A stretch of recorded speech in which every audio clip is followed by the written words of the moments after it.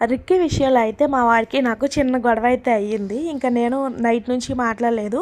మా వారు కూడా నాతో మాట్లాడలేదు. అలా అని చెప్పి కోపంగా అన్నం తినకుండా వెళ్ళిపోయారు. టిఫిన్ కూడా చేయలేదు. సో నాకైతే చాలా బాధ అనిపించిందనమాట. నేను ఏది తినలేదులే అని ఫీల్ అవుతాను. కానీ అబ్బాయిలు ఏమి ఉండరు, ఎగ్గోకి పోయి బయట హోటల్లో అయితే తినేస్తారు కదా. మనం అలా తినలేం కదండి. మనం ఏ హోటల్కి వెళ్తాము. సో ఇంకా కానీ మనకి దేవుడితో సమానం కదా మన భర్త. ఎంత తిట్టుకున్నా కడుపు నింపాలనే చూస్తాము. అమ్మాయిపోతాము ఆ టయానికి. సో ఇంకా లంచ్ అయితే ప్రిపేర్ చేసేసి ఇంకా మా పొలం ఎక్కడో నాకు తెలుసు కాబట్టి కొంచెం పక్కనే కాబట్టి ఇంకా పొలంలో అయితే నిమ్మకాయలు కోపిస్తున్నారనమాట. సో ఇంకా చెప్తే రావద్దు అంటారని చెప్పేసి చెప్పకుండానే క్యారేజ్ పట్టుకొని నేనైతే ఇదిగో మా పొలం అయితే వెళ్ళాను. టైం ఖచ్చితంగా నేను ఇప్పుడు వెళ్ళే టైము 12:30 అవుతుంది.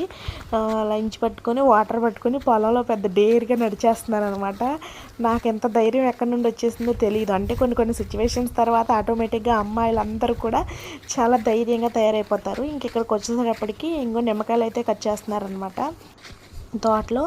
ఇంకా వాళ్ళకైతే అన్నం పెట్టించి మా హస్బెండ్ అన్నం తినే వరకు ఉండి కొంచెంసేపు నేను కూడా కర్రతో నిమ్మకాయలు కొట్టాను.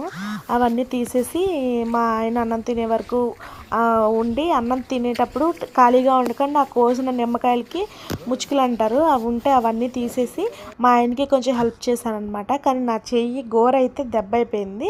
ఇదిగో ఇక్కడ చూడండి మా వారు ఎలా ఉన్నారో ఇక్కడ. అంతే, ఎలా ఉన్నా మన పొలం మనం చేసుకునేటప్పుడు సిగ్గుపడకూడదు. సో నేను కూడా మా వారితో పాటు అలాగే వెళ్ళాను.